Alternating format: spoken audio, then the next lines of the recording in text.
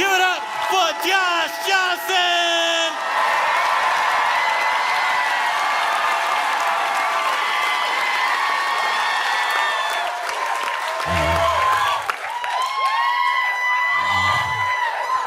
I try to be an optimistic person, I really do. But this does feel like a weird year to have Christmas.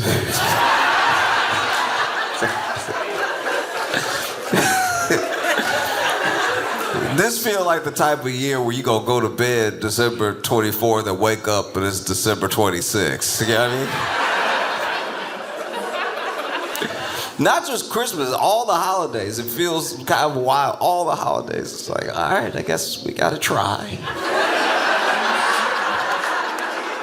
All of it. I don't know a single person that's excited for their holiday coming up. Everybody's like, and I gotta do this. No, not at all. You know, I try though. Try to bring some of the joy back, some whimsy, you know. I've been going to the mall in every city that we've been going to. If I can make it to the mall, I go to the mall. Y'all remember the mall? It's like Amazon with rooms.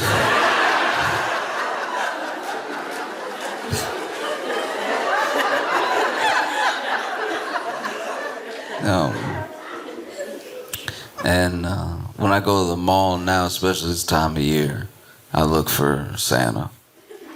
You know what I mean? Because nobody's going to Santa anymore. It's actually really sad. Like no, you go to the mall and no one's going to Santa at all. It's like we've lost it socially. Like it's not happening. Even when you look at social, you're seeing less and less people post pictures with their kids with Santa and stuff like that. Like, we're just not doing Santa. I don't even know if they tell kids about Santa anymore. It seems like they don't tell kids about Santa.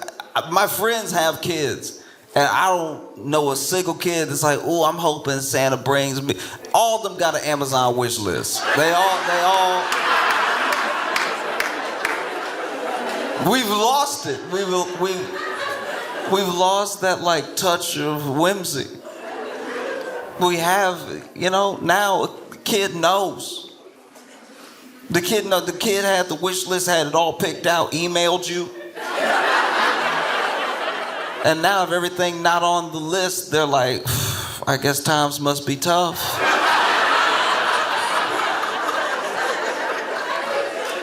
Like the thing, this is what Santa did for our parents, right? Santa was this little gap where like some real magic could happen. You came up with your list, right? And you were polite, because Santa's a stranger. You don't want to come off greedy. And so you would write down a few things that you would love for Christmas. You would even scratch stuff out. People would pour, like kids that I knew would pour so much attention over, they would stress over their Christmas list. They would go over and over again, they scratch stuff. I know I actually want that. You see this little piece of paper, by the end of the day it was unrecognizable. So many scratches, and then writing over, and then scratching, and then misspelling, and now you gotta rewrite it, because what if you misspell it and Santa doesn't know what that is? You know? And so you would write this letter, and then your parents would be like, we'll mail it to Santa for you. You're like, thank you so much. You already doing a lot. That trip to the I remember my mom was like, I'll send this to Santa, and I was like, you really a saint, you know that? Like, you are, because you knew I wasn't gonna make it to the post office on my own. Like, you really doing me a solid right now. I'm gonna go back to playing with these blocks, but I won't forget this. You a real sweetheart, you know, truly. And then Christmas would come, and the presents were wrapped, and even if you stayed up, there were a lot of parents out there too crafty. You couldn't catch them, you know? Yeah, you think you were staying up too. You would think you were like, I better go to sleep because if you're awake, Santa won't come, which was kind of true.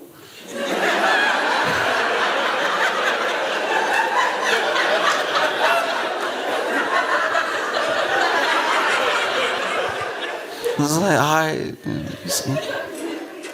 okay. And then, you go to sleep. I remember one time I went to sleep. This was on Christmas Eve. Went to sleep. Woke up middle of the night. I was terrified. I was like, he gotta know this one not my fault. Like, he gotta. And I woke up because I needed to go to the bathroom. And so I was laying in bed and I was like,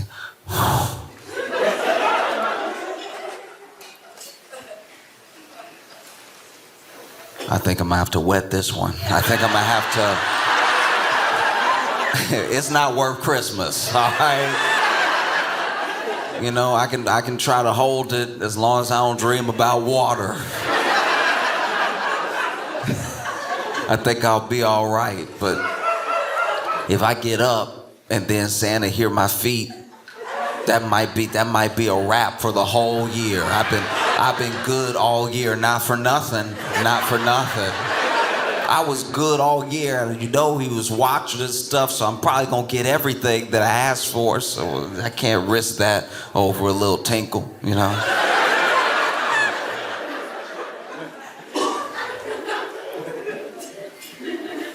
And so then Christmas Day comes. Wow.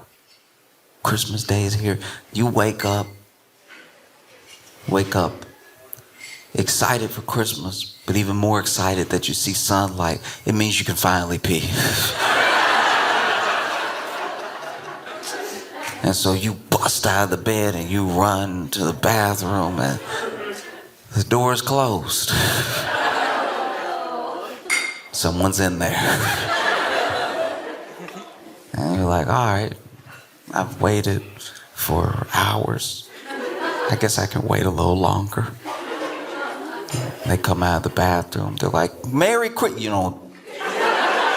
There's no time. All right. You rush past them, slam the door. You come out. After you wash your hands, you're like, I'm sorry about that. All right. I've been dealing with a lot.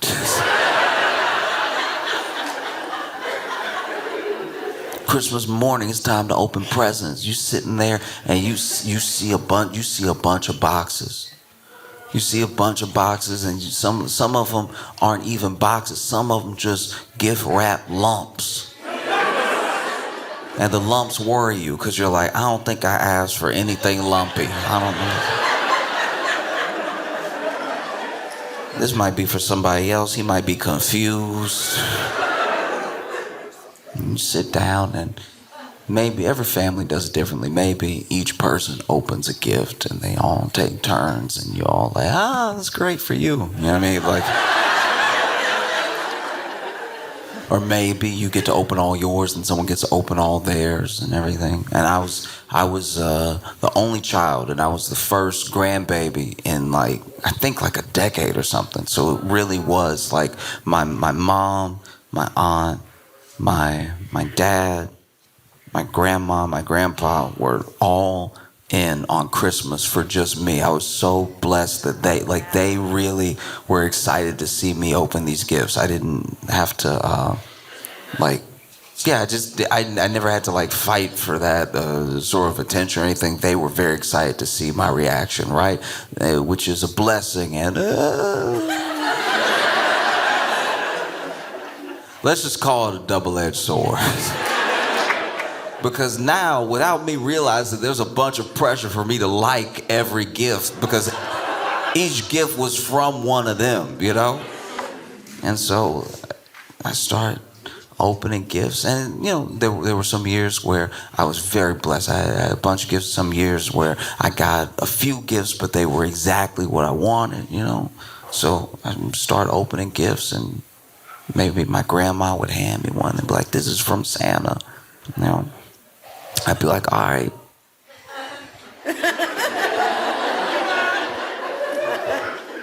I'd start opening it. And I remember the year. A Nintendo 64. I didn't know how unproductive my life was about to get. I didn't know. I was about to have a rough year in math. Because they got me an N64 and they got me Diddy Kong Racing. A true N64 classic. I didn't know it at the time, but I was a part of history. I would lose thousands of hours like many children to a game where you could either play as a plane, a car, or like a little hovercraft tubing thing, which really didn't make any sense. Like loved that game so much. I played it for hours Christmas Day. And then, I didn't play it right away. There were other gifts to open. This was a beautiful Christmas, right? I remember I got handed one of the lumpy ones. It also said from Santa, right? And I was like, okay.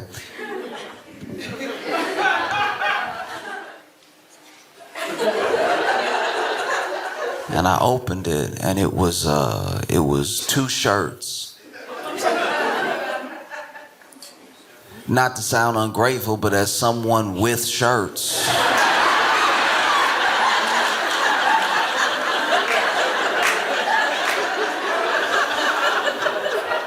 I was like, ooh, okay, wow, and it fits me just right.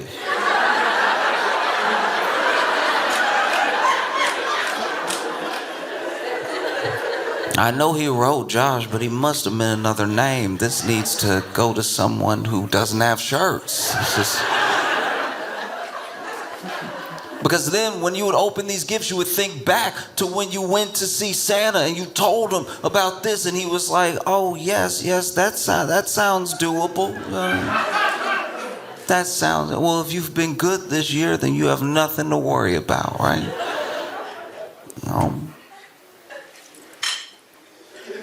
And then you would think back to that thing when you open the gift and you're like, oh, this is what he was talking about. He said I didn't have anything to worry about and my man came through.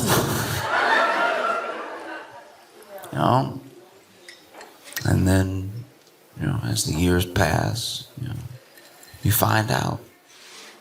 You find out, and like Christmas, it doesn't necessarily lose its magic. It just morphs into a different thing. Because one thing that my family would do, I don't know about anybody else, because there are some families where I completely understand. I really don't judge how you try to enjoy the holiday or raise your family, but there are some people that I knew growing up who Santa didn't come to their house because their parents were like, no, I got it.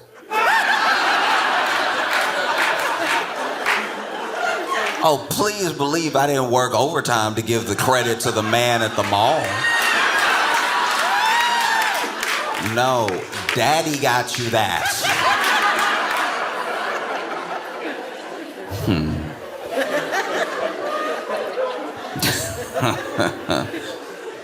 I remember one time my friend was my friend's dad was talking about it, and because he had said something about like, but what about when Santa comes? That's like all I heard in the cover. But what about when Santa comes? And he was like, Santa work 1 month out of the year. I work all 12. I'm handling it.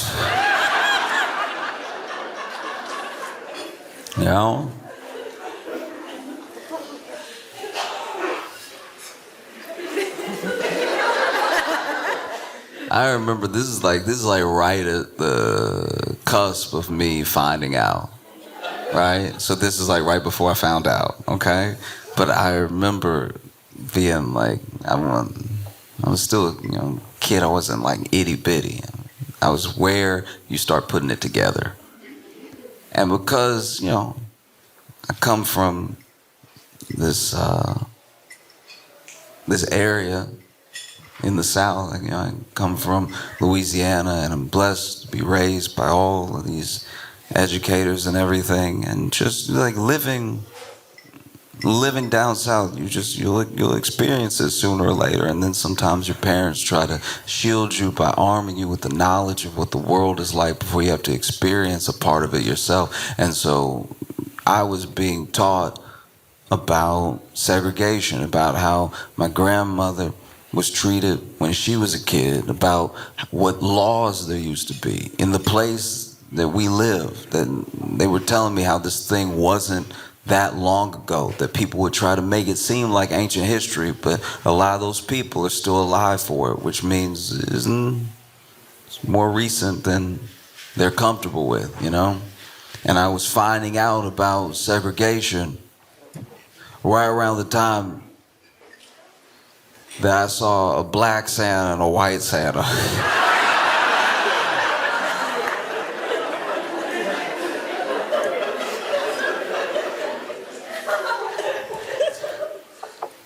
So I remember going to the mall that year and seeing Santa, and he was white.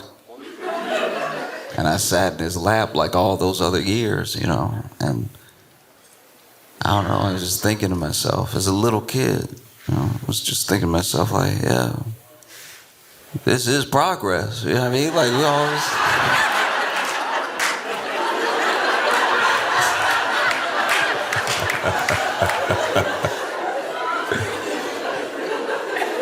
Because also, you're so little when you were going to Santa, especially in the 90s, when you would go to Santa, that it was a whole other year later. You didn't really put it together that this Santa didn't look like the last Santa.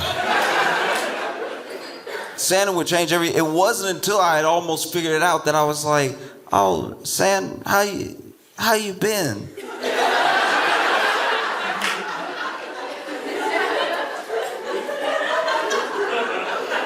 This man's like, what do you mean? I'm like, oh, you just, you know.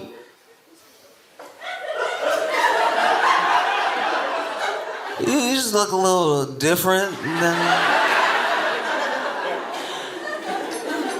Like, what different? How do you mean? And it's like, that was on him. That was like follow-up questions. It's not my fault anymore. How do you mean? I was like, oh, you don't know? And I guess if you don't feel different, you're not different. But yeah, last time you just had, you know, a glow about you. You know what I mean?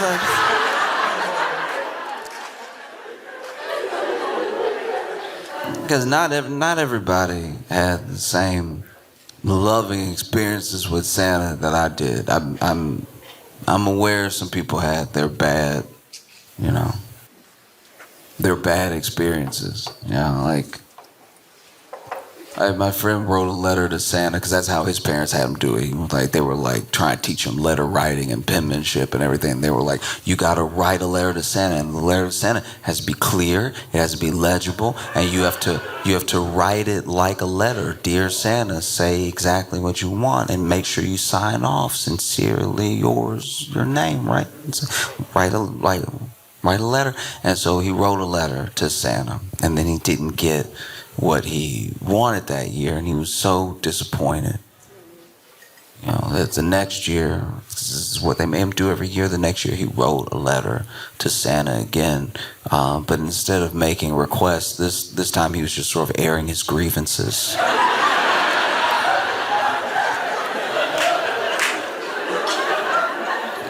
He was just sort of airing his grievances about the prior year, so he wrote this letter to Santa. He was like, Dear Santa,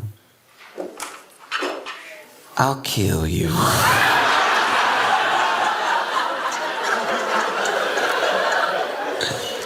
You think you can play with me?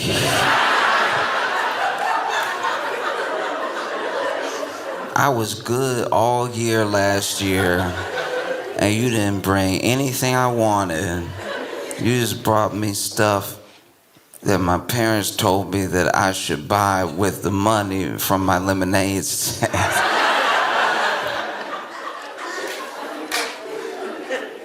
How are you gonna take their side over mine? Thanks for nothing. Good for nothing. Santa. Sincerely yours, Roger.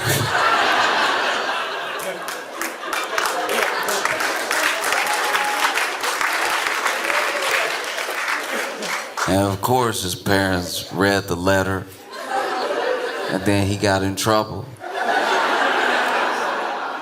And he felt even more betrayed. He was like, "You read my letter to Santa? Is there no justice?" That was a private conversation. And you're over here meddling. And so when I go to the mall and I see Santa, it hits different. I remember all of these like special experiences I had with Santa at the mall, right? And then I see Santa over there, and they don't even have him in prime real estate anymore. They got Santa in the back of the mall. They put him in the back, they put him in the corner. They put Santa in the mall the same places that the airport put Spirit Airlines, where they unless you got a ticket, unless you got a boarding pass, you won't find this area at all. Even with the boarding pass, you always in the wrong area. How you gonna have a terminal 4.5?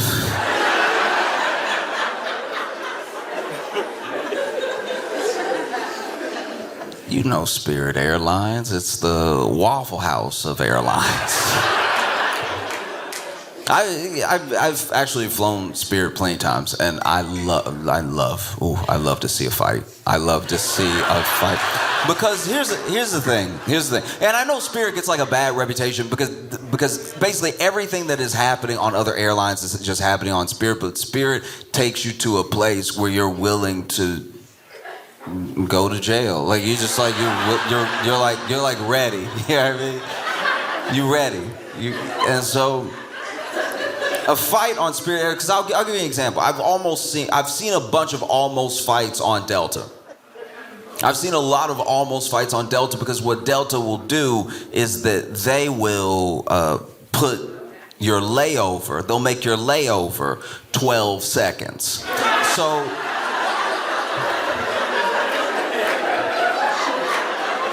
You'll leave, you did everything you're supposed to do. You got to the airport on time, you went through TSA, and then you board, and then you take off, and then you land. And you knew it because they did it on your other boarding pass. They were like, oh, the time that you're taking off is the time that you're landing. They're the same time, they're the same. And when you look at it initially, you're like, oh, I must gain an hour. No, it's no time zone difference. Yeah, and so then you land, and you land panicked. You land because you're missing it. You land and you're late. You're already late. And so you want to get off the plane as soon as possible. And you will ask the flight attendant, even, you'll be like, as you're boarding, be like, I have a very, very tight connection. Can you please make that announcement y'all make sometimes about people who, you don't have to say my name, like people who have tight connections, so that if people could sit and then let them leave first and everything, so they have a chance to make it. So they have a chance. You remember chances?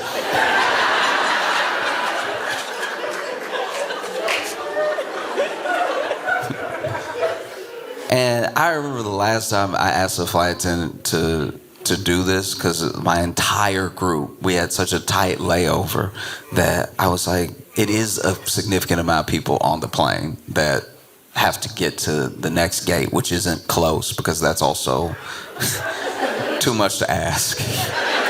It would be crazy if you landed and you had to go next door, right? It's like, no, if you got a layover, the fun of a layover is running. The fun of a layover is running, you know what I mean? It's not a layover if you don't exercise. It's not a layover. Okay. This is probably gonna be where you turn on me, but look.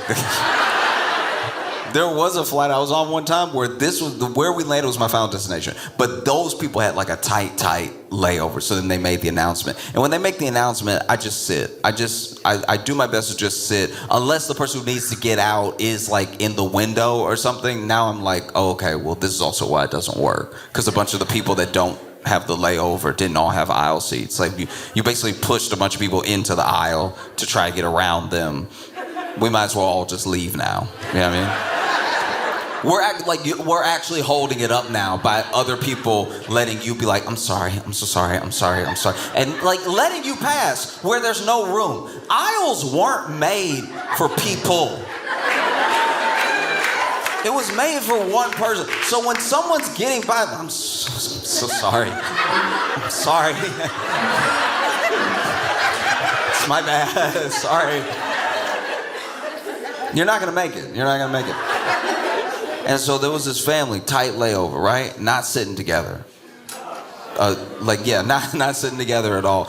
And everybody is doing the best they can. I'm not saying they should have planned and sat together or anything like that. Maybe there really wasn't the possibility. Maybe by the time they were buying tickets, it was just a bunch of single seats, you know?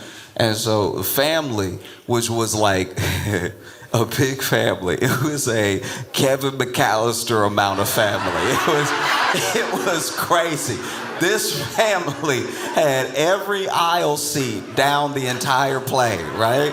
Like it wasn't a big plane. It was one of those where it wasn't just the two seats. It wasn't that small, but within the three seats, it didn't go back that far. It probably had like 30 rows or something like that. But it just straight up like 15 people together needed to get off to go to the same flight. And I knew that because they were talking to each other as we were landing. They were yelling like up and behind each other and talking to each other as we were landing. And they all had the shade up and they were all like, yep, we close. Like it was... And so then we land, they make the announcement, please let these people go, right? So then these people are trying to get out from their middle seat without the other person getting up. So before the other person can even offer to get up and get in the aisle to make room for them, they're like, I'm so sorry, I'm so sorry. Sorry, right? If you climb me, don't say excuse me. Do you know what I mean? Like, if you give me, if I'm sitting. I'm sitting.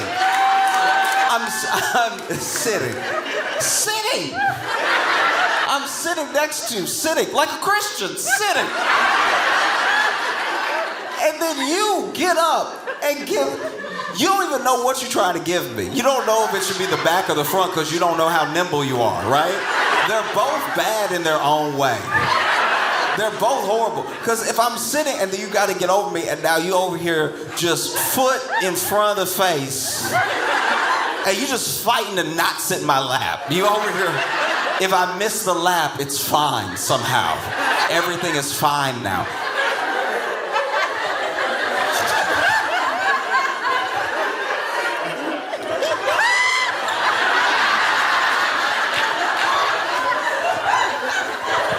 And I gotta sit there like that didn't happen.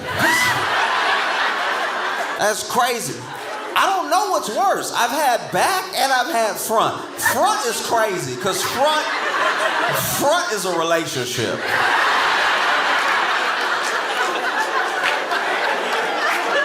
I've had people stand up middle seat, turn around. That's what happened on this flight. Turn around to talk to the person behind who's also in their party, and was like, we got 6 minutes. We got 6 minutes, and it's at another terminal, so we're gonna have to run, right? And then, before I can even unbuckle my seatbelt, okay, I'm sorry.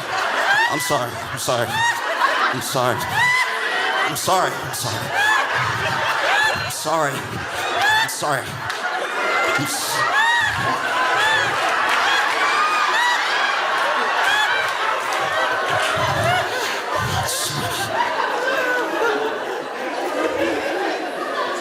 Climbed over me front facing. Whole time I got posted up like this, posted up elbow. Trying to block something. falls on me. Then gets up, gets in the aisle. I was like, where are you going? We married now.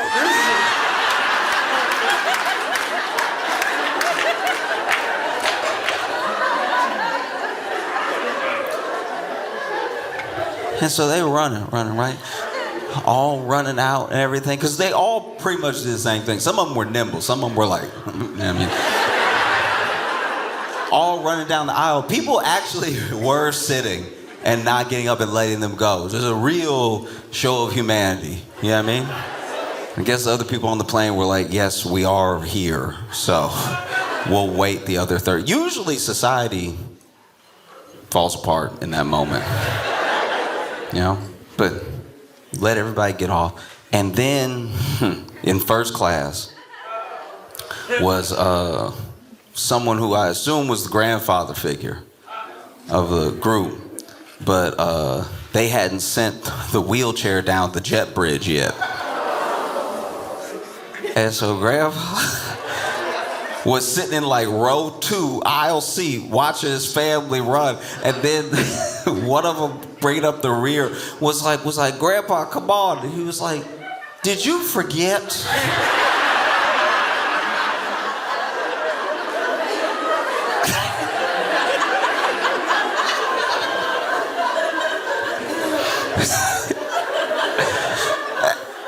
And you can see it's like, I don't know, this is me projecting, but it felt like a very like son-in-law situation. Like the way that Grandpa was talking to him, it felt like he married in, because this, unless he just really doesn't respect his own blood like that, this was crazy, right? Did you forget? And then he's like, okay, I'll see if they can send a wheelchair down and everything. And he was like, go without me. Just go. I don't know what trip they were trying to make. I don't know. You know what I mean? Like, I genuinely, there are some people who save up for years to go somewhere exotic, somewhere they've always dreamed of going, or maybe they want to bring their family. There are some people who get the opportunity to go places because it's being gifted to them. There's someone that's bringing their whole family somewhere. I can't imagine the stress this family was under to just be scrambling off the plane like that, right? All I know is that this man, he said, go without me. And this man cupped the back of his neck, knelt down and tried to put his arm under his knees and got ready to try to pick Grandpa up and run with him.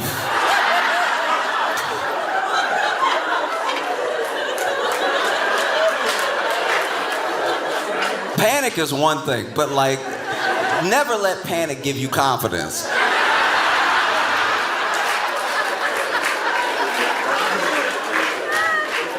Because look, I'll just tell you what I saw, I'm not judging, but Grandpa was built like Santa. And bro was built like me. So the idea that he was gonna pick this man up and run down a terminal to a terminal in 6 minutes is a delusion. You have a spell on your mind if you think you're making it.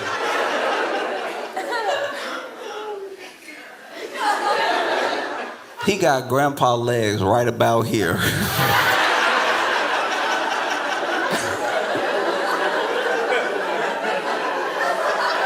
Grandpa over here. And we all heard it, they being loud too. Like, what are you doing?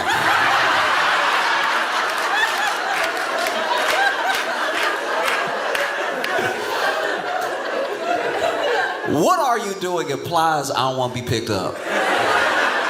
What are you doing? You know what he's doing. You grown. You know what he's doing.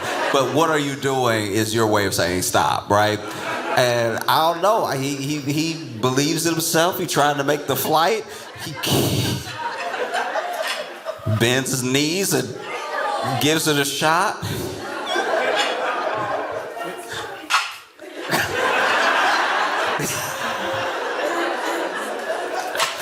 It's crazy when you pick somebody up like, I don't know, marriage style. I don't know what this is, but like when you pick somebody up like bride style like that, their eyes and your eyes are like level, right? And so Grandpa over here.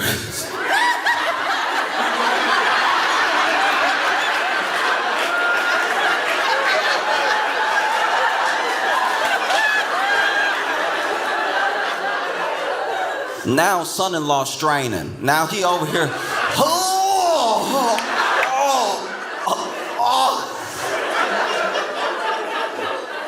I've never heard somebody muscle tear through their voice. You know what I mean? It's like,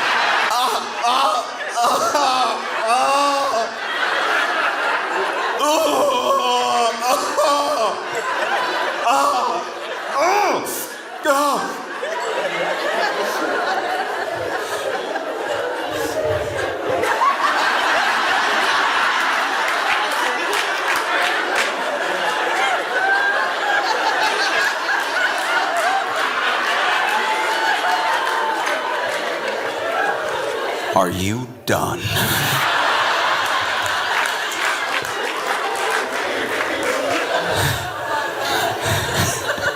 This man said, put me down.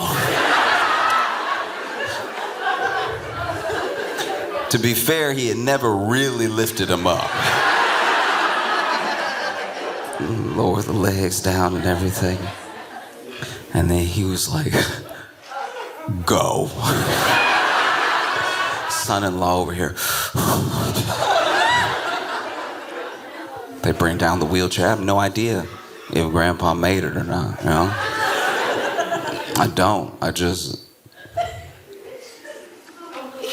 wondered if like maybe a different airline would have brought a wheelchair faster. Like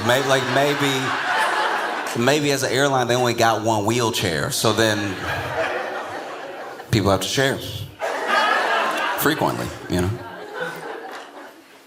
It's tough. It's tough. Back of the airport. Back of the mall. I was walking in the mall. I came across a Santa. No line. No line at all. And really, truly, like, I don't even know when the last time it was that somebody made going to Santa part of their Christmas card. Or I saw it on social, like baby's first, you know, visit to Santa, anything like that. So it does make sense. There's nobody here, you know? And so I was like, I'll take a picture with Santa. I do that. Sometimes I'll take a picture with Santa, especially if it's a situation like this. This dude is gonna be here for like 8 hours, and he can't be on his phone. Santa can't be on his phone. So I'm like, let me just, you know what I mean? Support. You know, he's done a lot for me. Let me do something for him. And so I walk up, and, you know, I gotta register, you know, you gotta purchase it from the elves beforehand, because you know, capitalism, right? So I walk up, and all right, I've done this a few times, right? I've gone to the mall, seen Santa, taken a picture with Santa, right? And how do I put this?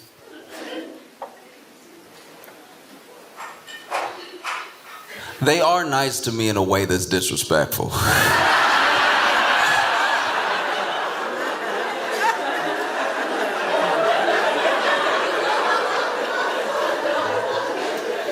You know, so I walk up to the elves, and I'm like, hey, I'd love to take a picture with Santa today. And they were like, what package would you like? I was like, oh, I'll take the digital package with like 2 printouts, right? Just so. And they're like, you sure you want to do it today? Because I'm going to be honest with you, that's not even the real Santa. Like, he like, no, for real, he like a low-key backup Santa. Like, he's, you know, real Santa got food poisoning. He called in sick, so they called him. But like,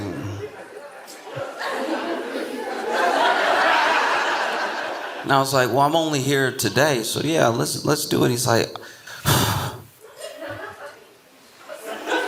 are you sure? Then the elf pulled out a picture of the other Santa with another family and was like, this is what you're missing out for.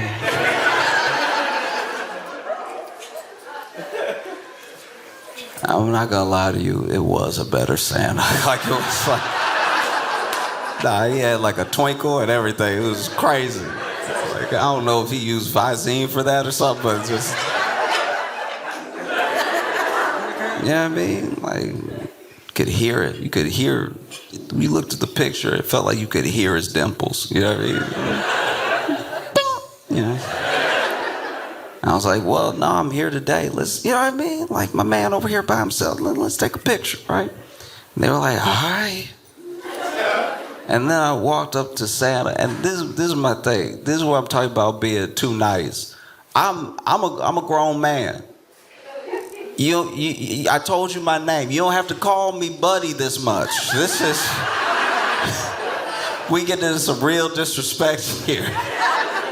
You know, and I know I don't do myself any favors because I walk up, and I guess I'm not presenting like this is just gonna be a chill. I'm excited to see Santa. And I think that's what starts us off on the wrong foot, cause he's sitting there and then he see me coming and you can see in his eyes he like.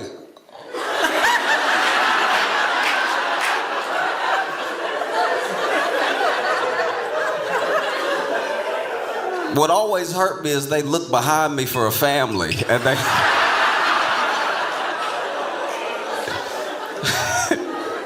And then, you know, I walk up, and once again, yeah, don't do myself any favors because I bust in there. You know, they got the little fenced off area within the fake grass, and then all the presents and the tree and stuff like that, and then the trail leading out that is to a line that nobody's in, right? So I walk up, and I walk up a little fast. There's no line or anything. I don't know a good pace to walk. I'm not running, but like I'm walking. You know what I mean? I know where I'm going, and y'all made that snake line like it's gonna be the bank. You know what I'm talking about? They got extra fence like there's gonna be a line. There's no line. So then I'm trying to get to it. It's awkward. He's sitting over there, he a maze away. I'm just getting it over with, right?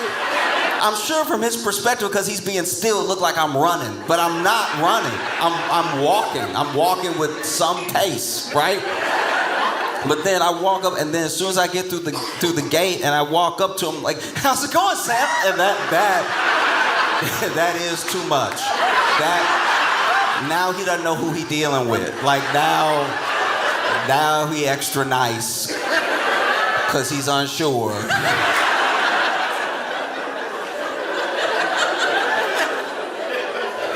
You know what I mean?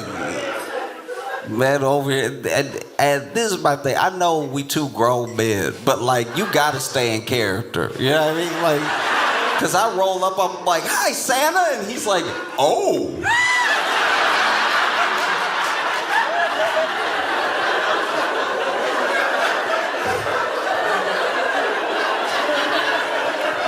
You are supposed to say ho, ho, ho. How do you do the exact opposite of your literal catchphrase? I'm like, "How you doing, Santa?" "Oh."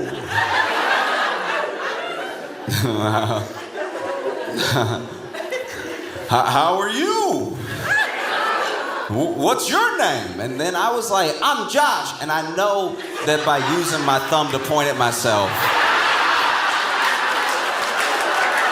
I know that was a wild move. If you use your thumb to point at yourself, you probably don't do everything yourself.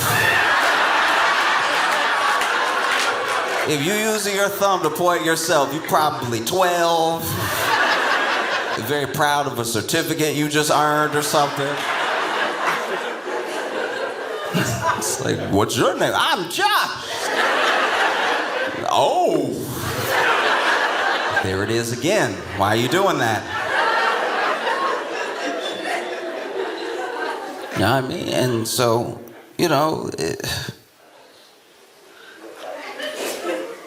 he's sitting there, and there's a chair.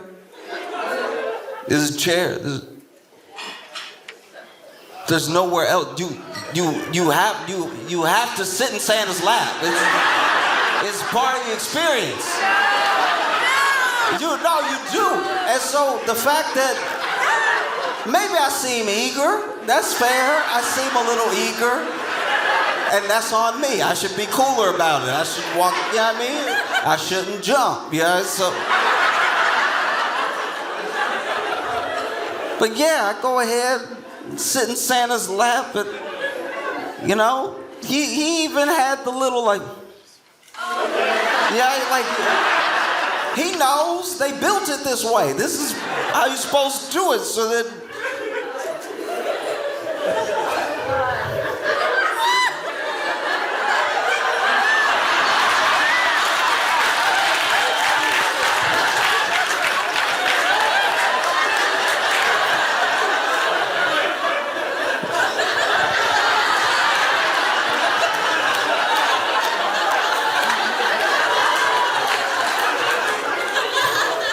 And I sat in his lap, and admittedly, I should have started talking. I shouldn't have just sat there waiting for him to speak or something. But and I know that everybody's doing their best. I never want to put somebody who's making an honest, just an earnest effort down or anything, but. His lap game was lacking.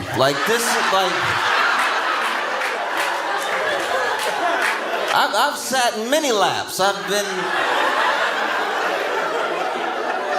been serviced by many Santas, and when I tell you this man's lap was weird. First of all, so I sat in my man's lap, right? And I'd never felt anything like this in my life. It felt like the top half was Santa and the bottom half was elves, because his legs were built like mine. He had the skinniest legs. So I can't even get comfortable. It's like he missing a lap. I'm like, you sitting down, right? Felt like I was sitting in between two rungs of a ladder. I was like, where am I going right now? It was at that moment I was like, maybe I should have waited for the other Santa. He just, you know what I mean? Felt like his lap would have had more cushion to it, And then he's like, well, what would you like for Christmas? And I was like,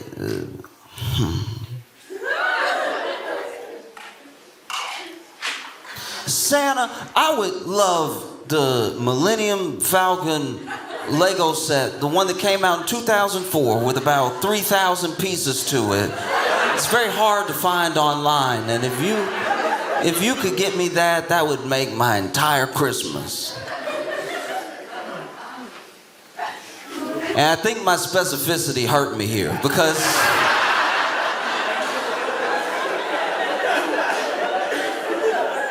once again he was like, oh! I was like, that's the third one.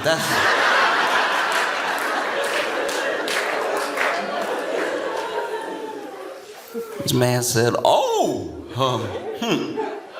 Well, ooh. I hope that works out for you.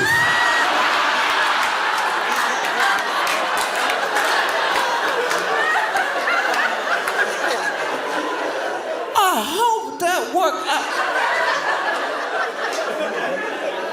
Where's the magic? I hope that works out for you. It's a crazy thing to say. Not it'll be there. Not I'll do my best. I hope that works out for you. Are you ready to take the picture? I was like, yeah, I guess, Santa. He's over here phoning it in. And then take the picture, and I'm over here. And he looking at the camera like I'm not gonna see the picture later.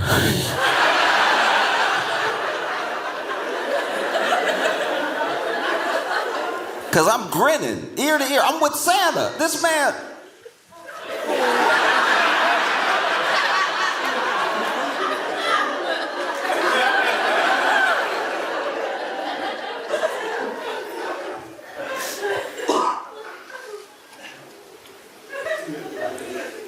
Unacceptable.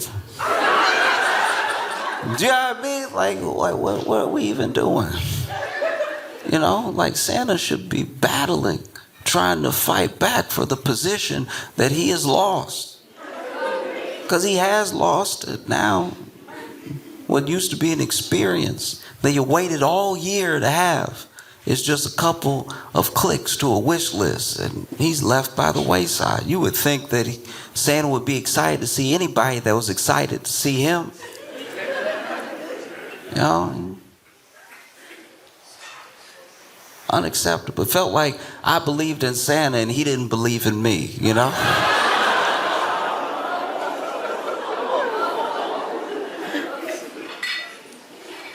And so, you know, I get off Santa. Takes a second because he got, I don't know, it was weird. It was like I was so sunken in to the cushion because there was no lap or anything that I was genuinely like over here.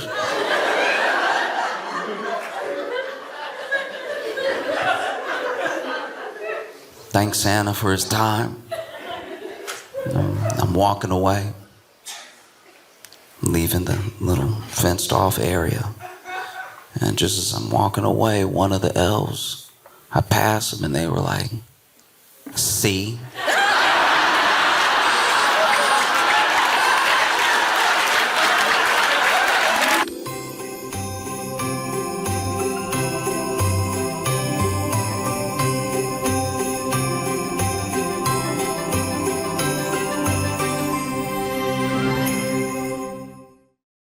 Dallas, Texas, please make some noise for Josh Johnson!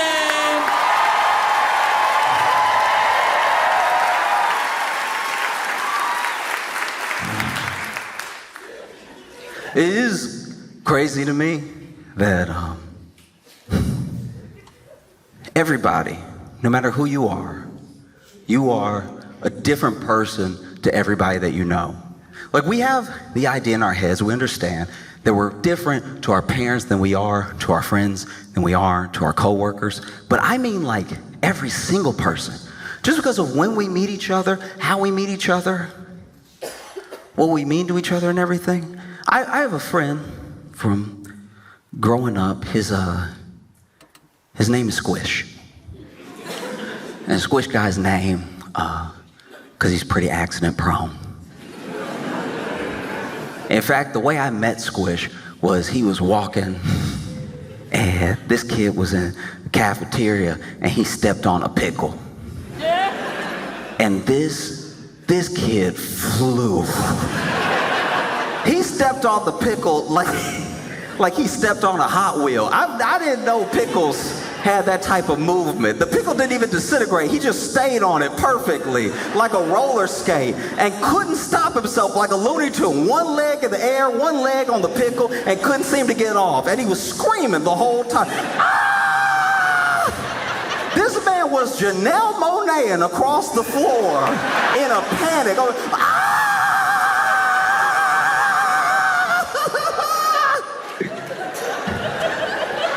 And this kid slid into some trash cans hard. And so I run up, some other kids run up, and from then on he was known as Squish. And Squish is, some of his accidents aren't even his fault. Like, we had a classroom fish. It was floating in the tank, swimming around and everything. And, you know, it was a different person's turn to feed the fish every day. And whoever fed the fish last didn't close the slide in the top of the tank back. And so the fish popped out. landed on the floor and was bouncing around a little bit, and Squish just happened to be walking by. And we all screamed. We were like, no! And he was like, what?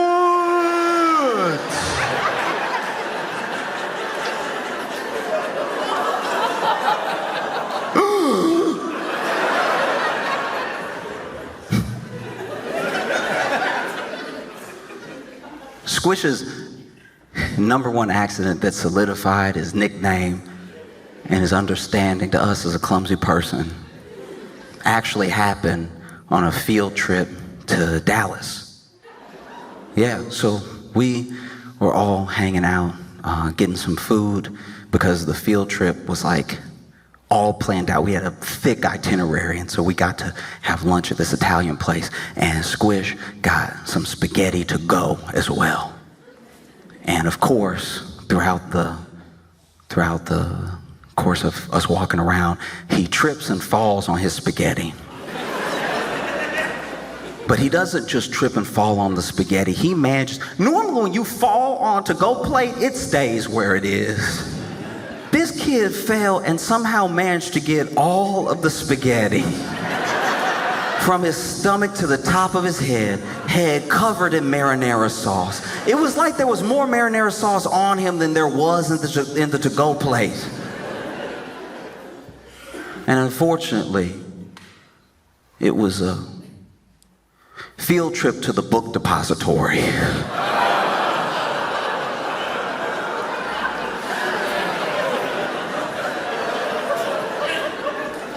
So if you were passing by, all you saw was a kid covered in marinara and spaghetti on his head going, help!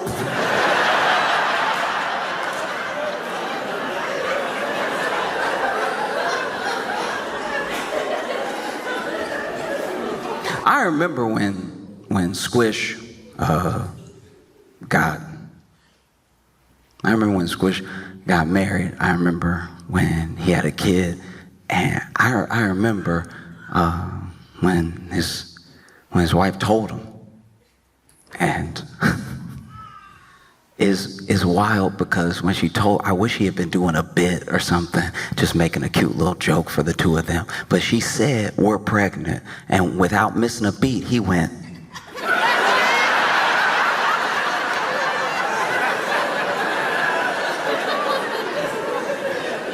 Because now Squish has a kid, and this kid calls him Dad. That's wild to me. It's wild that the people that I grew up with are upgrowing people. That feels crazy. That genuinely feels unacceptable. That the people that I grew up with are making new people that don't know what they're like.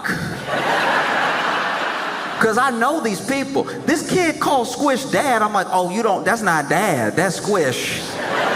No, you weren't around, but. No.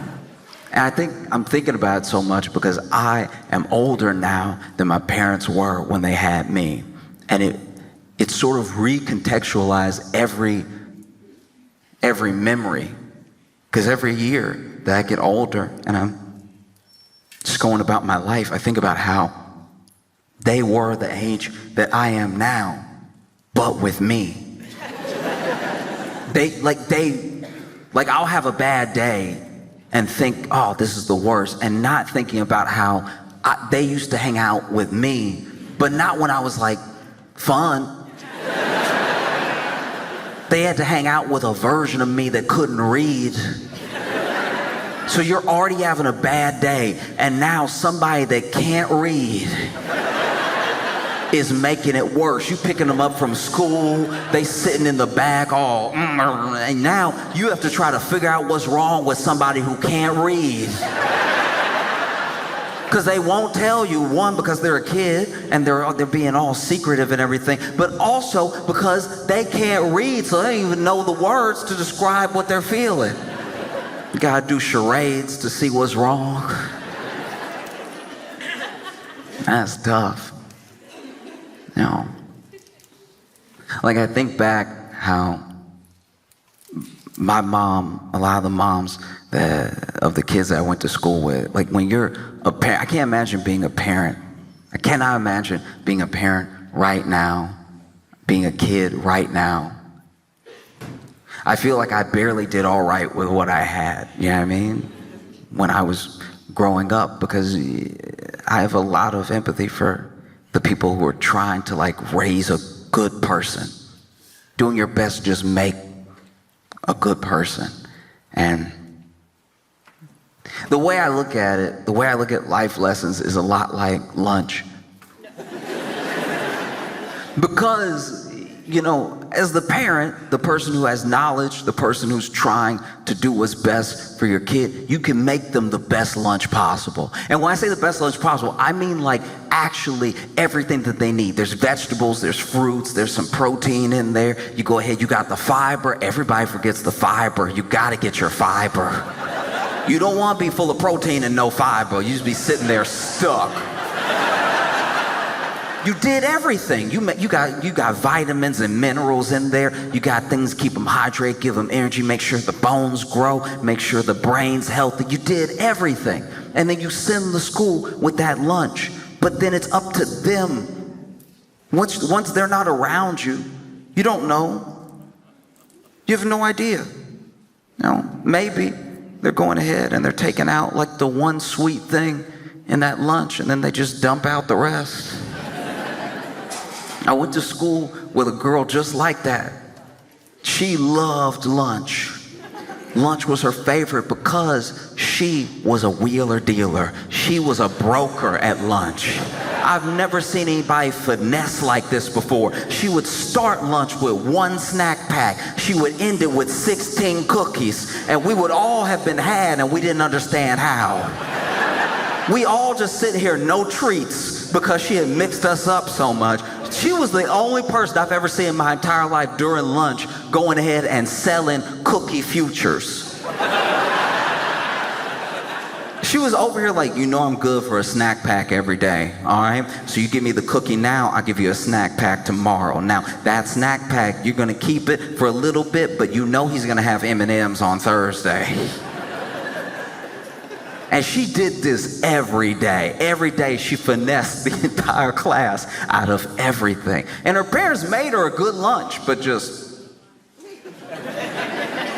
we're not really trying to hit that celery right now. Not when we got delicious brownies homemade. And after a while, it took some time, but after a while she showed up to school and she had this rash and she was always tired and stuff. And we found out later that her parents had to take her to, you know, the doctor, and she had scurvy.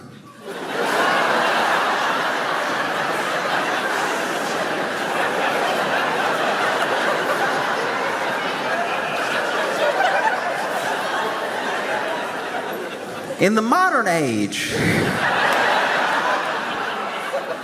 it is damn near impossible to get scurvy because every day, even by accident, you slipping into vitamin C. You know how many treats you gotta be eating with nothing good to hit the scurvy? This little girl had scurvy, like a Caribbean pirate.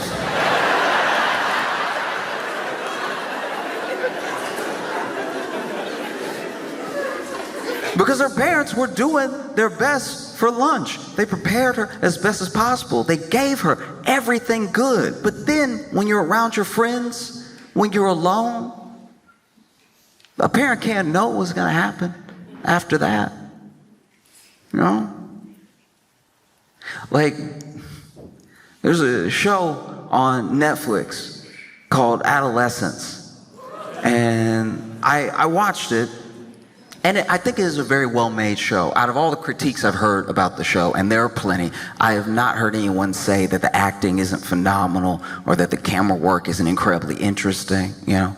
But it's a tough watch, and it's heavy, and it brings up a lot of things I think are important to talk about because it's sparked all these conversations online. It's the most watched English-speaking show in Netflix's history, and You know, there are people being like, oh, finally we're discussing the way that misogyny has creeped in online into every facet of society. And then there are other people being like, no, it's a moral panic. Like, these things are bad, but we're blowing it out of proportion. And so that discussion I do feel like is important. And I haven't, only one person, there was this one woman I was talking to that was like, it's my favorite show of all time. And I was like, ugh.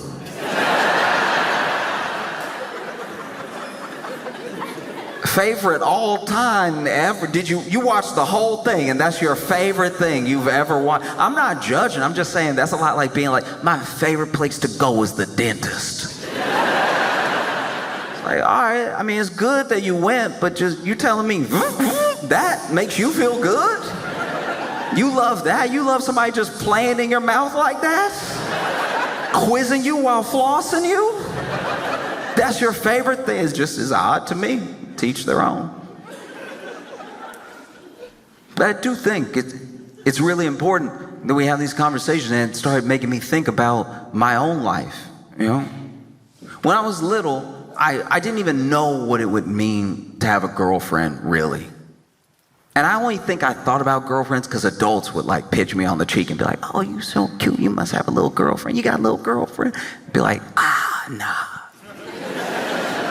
You're not around the rest of the time. I'm actually quite a lot.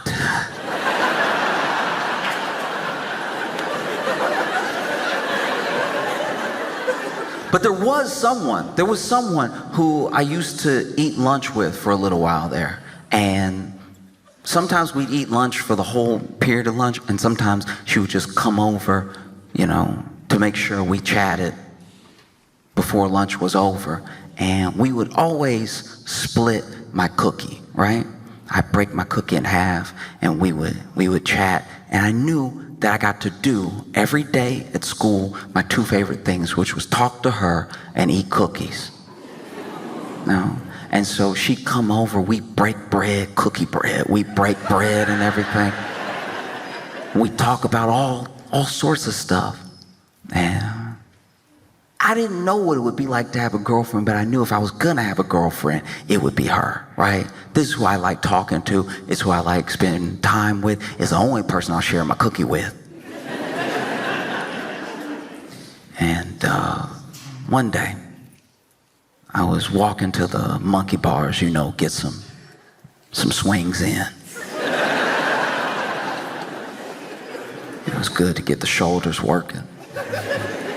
And when I got up to those monkey bars, I wasn't right up on them. I was still at a distance, but I saw her kissing a boy. And I was distraught. I saw them kissing. I was like, no! I didn't even think of kissing!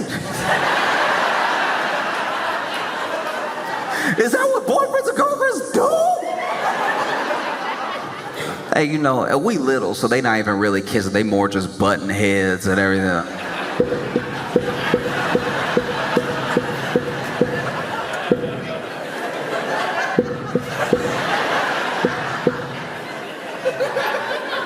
But even so, I was torn up. I was like, no!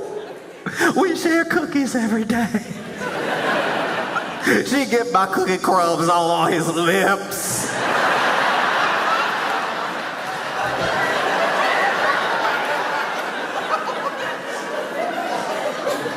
And I didn't go up to the monkey bars. I went to the little castle that we had on the playground, and man, I cried. I was torn up, you know.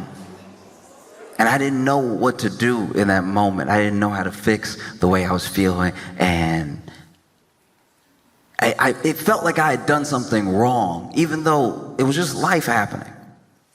You know, this person was still someone who I liked very much, but I was like, no, what to kiss? Did the cookie mean nothing?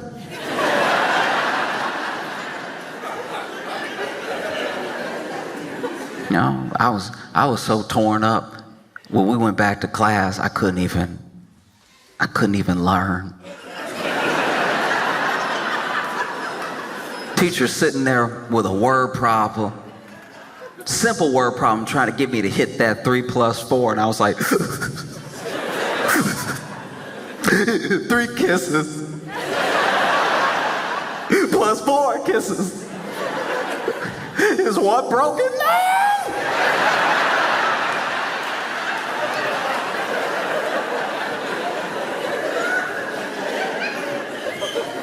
And I think it's the discussions that are arising because of the show, I think are important because whether it feels like it or not, we are all each other's responsibility.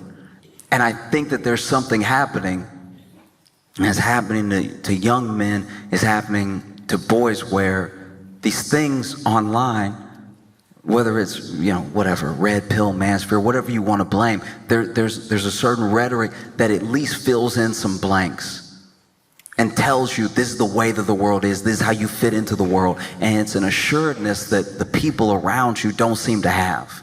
Because when that happened, when that kiss happened, when you're a kid, you see things in black and white. You haven't lived long enough to find nuance in between every experience. And so I didn't see that as like, oh, this is my friend, but she happens to like this person or also like this person or like this person more. I internalized all of it. I was like, no, she likes him because I'm ugly.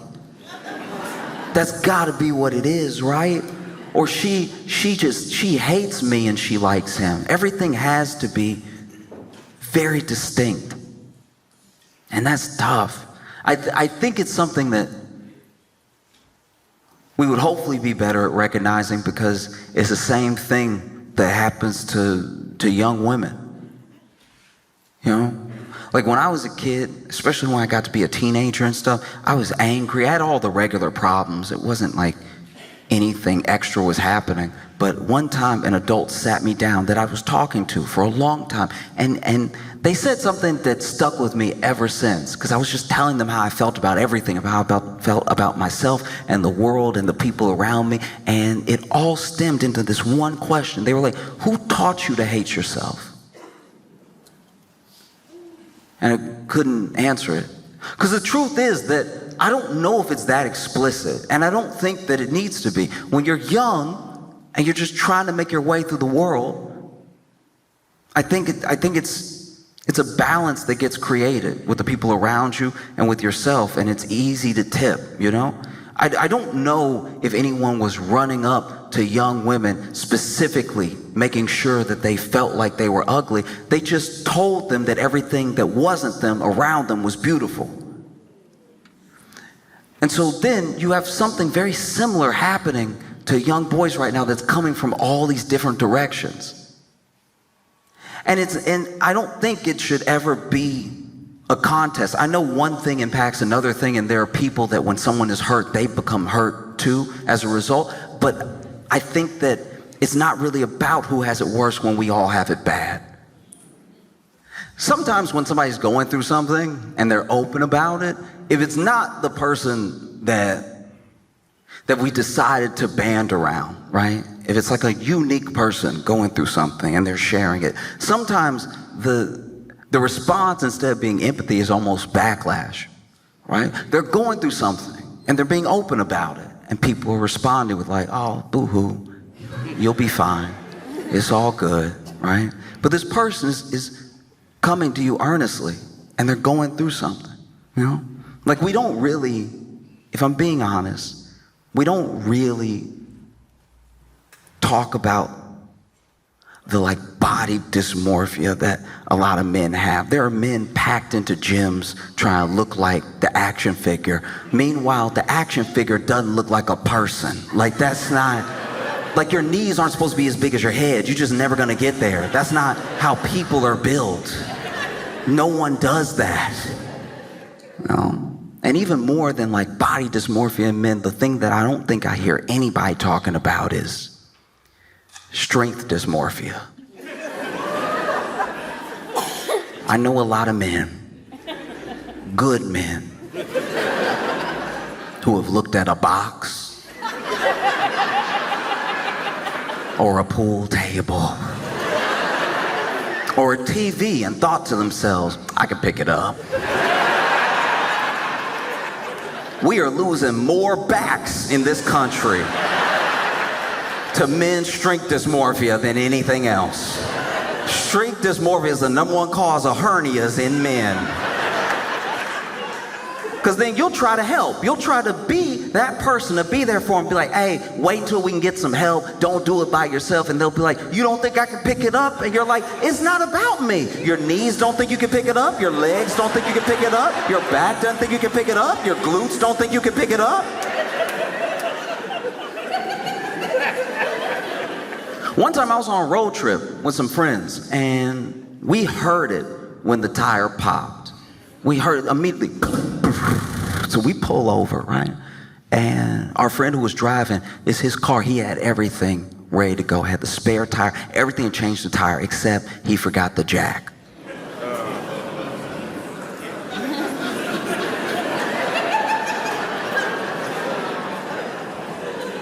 So then our friend Jack says to us with a straight face, all right, everybody just, y'all get in position and everything, get ready to change this stuff, and I'll just pick it up and y'all change it, I'll put it back down.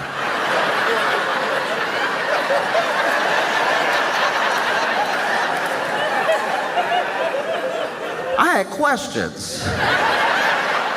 I was like, pick up what, change what? He was like, no, look, y'all pick it up and, start changing, I'll put it back down. It may take us a couple tries, but we'll get there.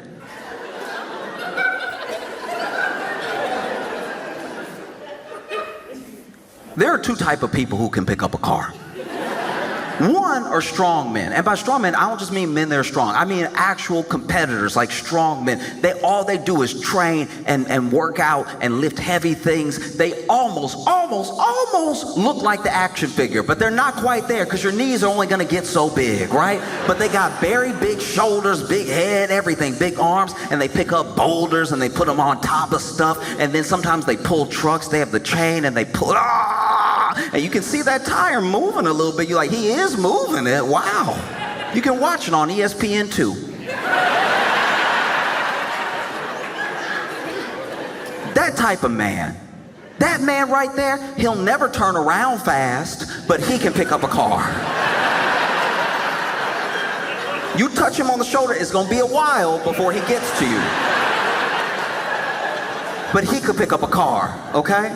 He will never kill a fly. He's not gonna be that quick with it. But if you need a donkey murdered by punching it in the face, he can get that. It's dead.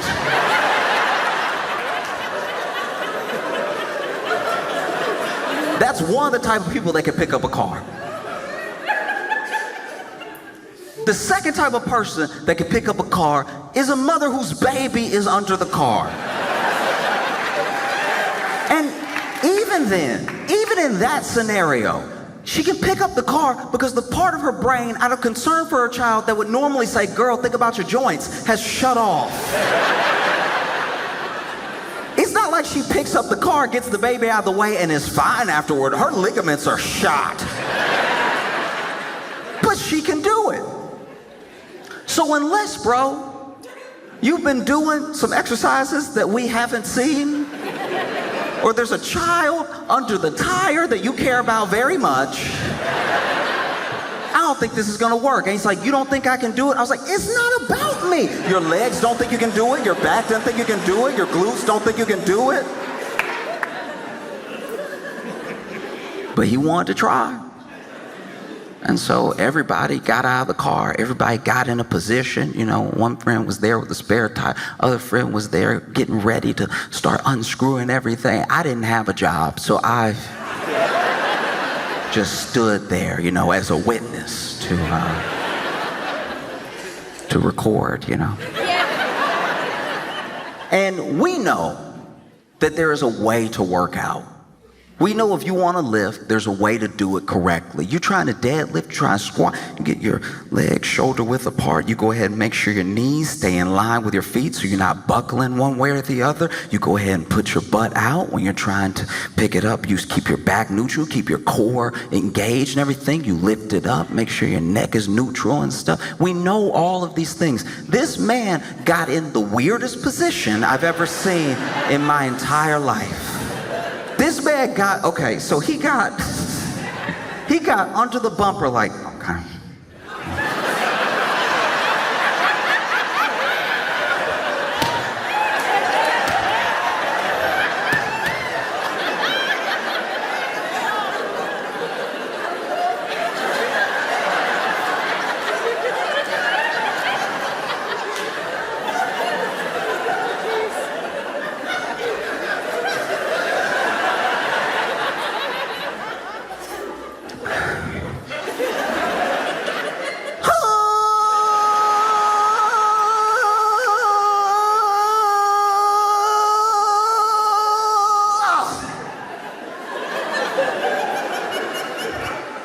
Y'all get it?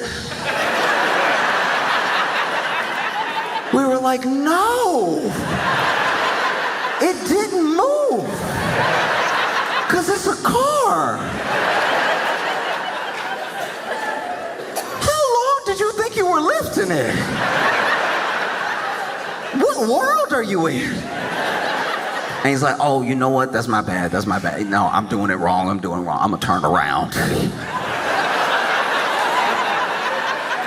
Turn around. You know that lift that's famous for being much easier, where they go to the Olympics and they put the bar behind them to pick it up. You know that thing that we've all seen before? This fool turned around, put his back to the car, like, okay.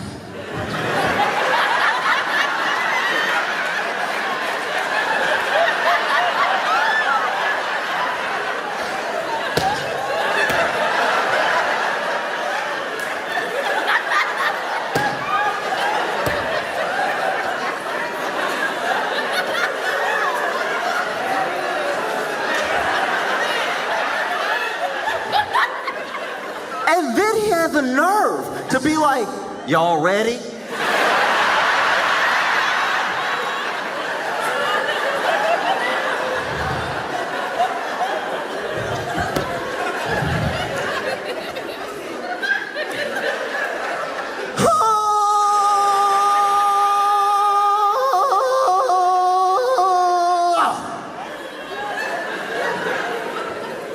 Y'all must have got it that time, right? And we're like, no, it didn't move because it's a car. You can feel yourself not moving it, right? And I knew he was hurt this time because he just wanted to walk off. But he was still in position. He was like, I'm done messing with y'all. Y'all not even serious. I can't believe it.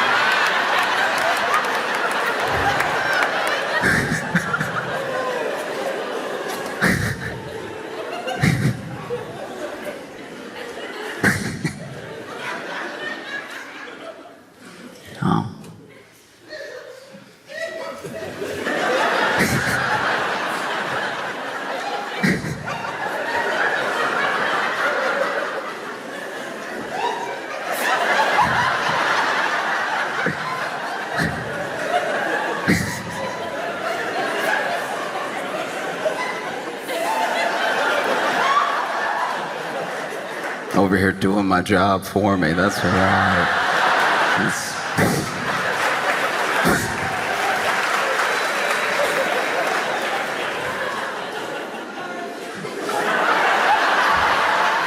Don't apologize. Let them think I earned those extra laughs.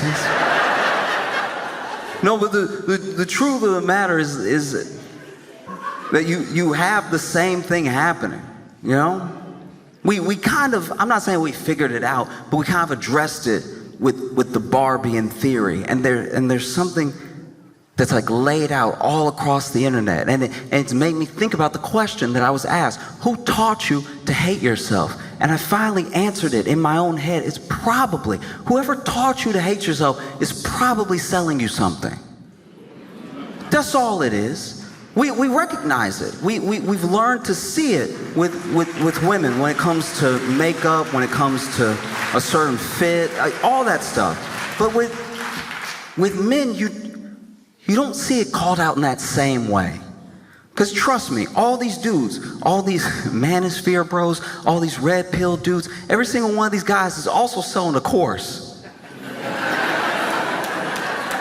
Oh, that's curious. I thought we were brothers and you wanted to help me get girls. Why are you selling me? Okay. And some of it, we have to remember, because all of these people, no matter who you're talking about, young boys, young girls, all these people are very young, they're very impressionable, and they're trying to get a sense of the world. And you can fill the lunchbox as best as possible. But one thing that's assured is that all of your best qualities will not just be passed down. I wish it was true. And you can fill that lunchbox with as many good things as possible. But it then is up to them, when they're with their friends, when they're by themselves, to actually look at what's been given to them and not just trade it for a bunch of junk. Because now you have parents who feel like out of nowhere they're meeting a new person, a person that they didn't raise. They hear these things being said that they never taught their kid, and they're like, where did this come from? And some of it, not all of it, but a good portion of it can be blamed on being online. I think it's a mistake to just say that it's online throughout. Just go ahead and throw away the phone. Don't let the kid get on the computer or anything, because the people posting these things are real people out in the world. So those ideas are running rampant in the world anyway. But I do think that it's in how algorithms are built. You know, you show genuine curiosity for one thing, and all they're trying to do as a company is hold your attention, keep you on the platform. So they see you choose one thing, so they send you more of that thing. And so it sends you down a rabbit hole. We always blame ourselves for falling down a rabbit hole, but it is what's served to us after we just watch one thing.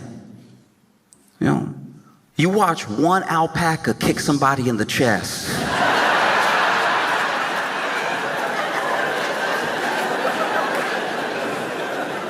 And then socials are sure, they're like, this must be his favorite thing. Let's go ahead and keep running them. You know? And I'm blessed that I am who I am. I was born when I was born. I have my own problems, my own worries and everything. The hardest life you're ever gonna have to live is your own, which is why I do my best not to judge anybody, because I think genuinely that if I had been born as them in a different time, I'd probably be just like them. You know, and so I truly believe that one of the it's so funny when somebody tries to start a clap, but y'all aren't like feeling it. It's like I don't say anything for claps, but every once in a while somebody feels moved to clap, but then they realize it's not like an everybody clap. Like,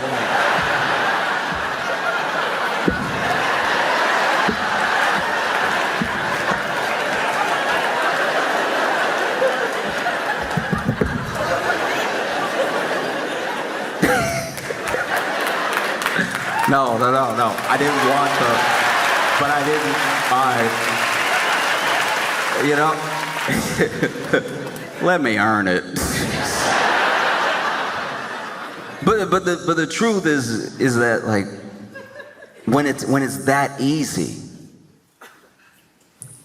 I think we have to look at these problems as interlinked, you know?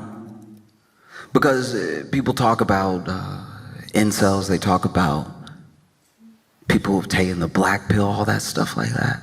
And you got to recognize truly that these like incels, whatever people end up calling them, they don't really hate women. They hate themselves. That's where all that comes from.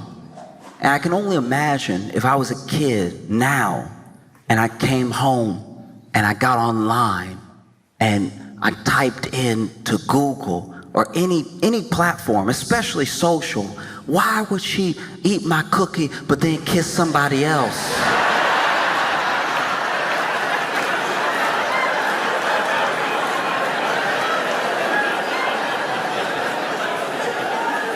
I'm in for a world of trouble.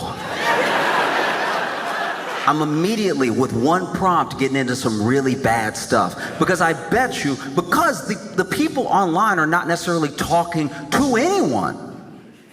They're speaking to their own experiences and broadcasting them, projecting them on other people in every situation. And so if I type that in, I'm not getting back the answer I would get from an adult that's like, hey, look, these things happen. Maybe this person knew that you liked them. Maybe they didn't. Maybe it doesn't matter. Maybe the same thing would have happened either way. I know that's hard to hear, but there are so many people in the world. There's billions of people in the world. There are more people in the world than you can count right now because you're not great at math.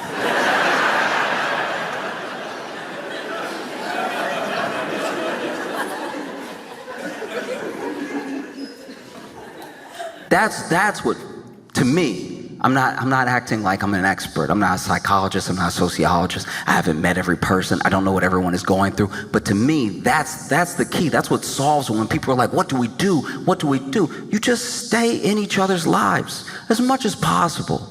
You know? All of this missing stuff gets filled in by the internet because we aren't there to do it. And I don't just mean parents. I mean like real community. I mean everyone that you know. Do you tell the people in your life that you know that you love them all the time? Do you never let a day go by without the people in your life knowing and feeling like they're loved by you? It just takes you. It only takes you. And so when you have something like that happen, you type it, you come home, you're crying, you're like, ooh, why was she with the cookie and the kisses?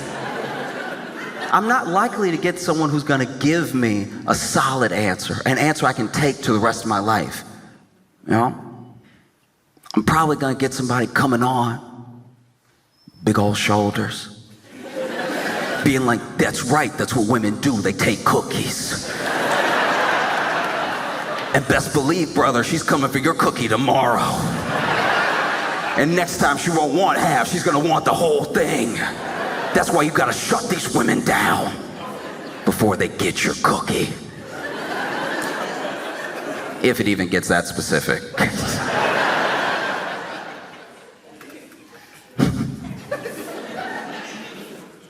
I remember I was in college. College was the first time that like a lot of people, that I was out of the house, and I was really out there by myself. I had to make all new friends. It was good for me though. I had to just get acquainted with a new environment, and I had never been somewhere where it was all up to me. Go to bed whenever you want, do whatever you want, eat whatever you want, right? As long as you're getting good grades, nobody really cares. As long as you're not causing a bunch of havoc, no one's gonna say anything. And I made a friend when I was in college, and we had a conversation one night that was genuinely transformative because when someone opens up, and I'm not trying to be particular here, but it's true. When someone opens up, especially a man that's never opened up before, what happens next in that moment is crucial. It's incredibly important. Mishandling that moment almost guarantees that not only will the wall go back up, it's gonna have another layer of bricks. It's gonna be even harder to break down.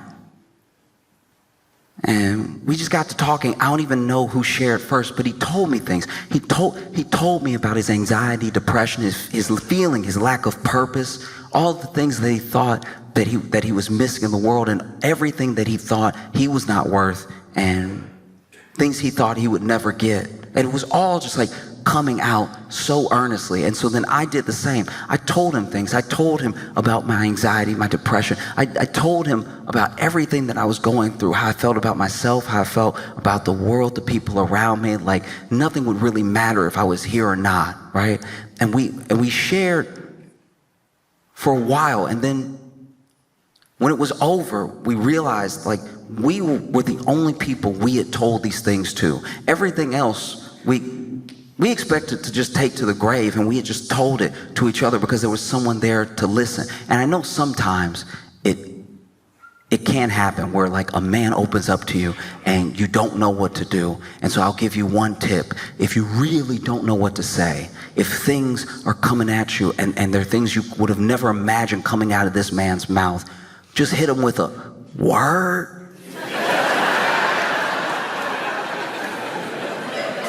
It won't fix everything, but it's a good placeholder. Because as men, sometimes word is all we really need. We're like, yep, you get it. See, you get it. But truly, we shared a lot, and in that moment, we didn't know what to do, so we just hugged it out. And don't get me wrong, it was a manly hug. You know, we tightened our arms around each other and we hit the pats. That's how you hug as a man. You go ahead with the.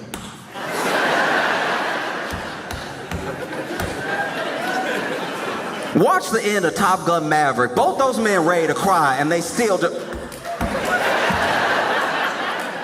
I don't know what to do, so I gotta hit it.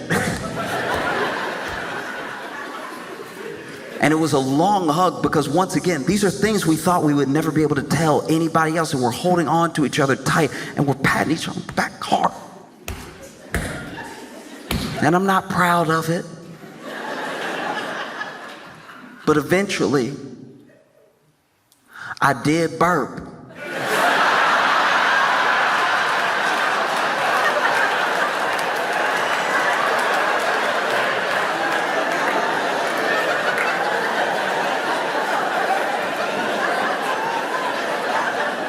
And what happens in the moment that a man opens up to you and you open up to another man is crucial. When I burped, I was like, nah. I'm never opening up again, okay? What I look like? I just poured my soul out and I got burped by my boy? Never. Nah, we not on that.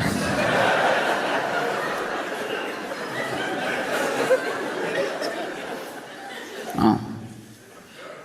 But I genuinely believe from the bottom of my heart, for every person, no matter how you feel, and then some of that feeling is going to be advertisements shooting at you. Oh, you'll just be whole when you have this, when you get this. Someone trying to sell you something, trying to make you feel less so then you can be at least level after they give you their thing.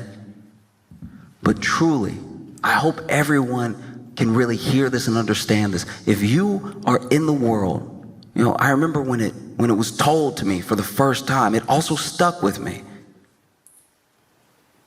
If you're part of the world, you must be worth the world.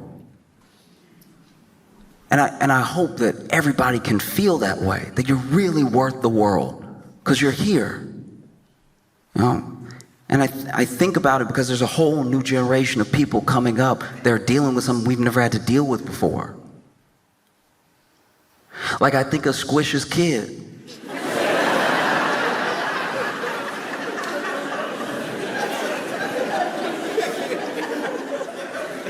I was very nervous when Squish became a father because he has dropped everything I've ever seen him hold.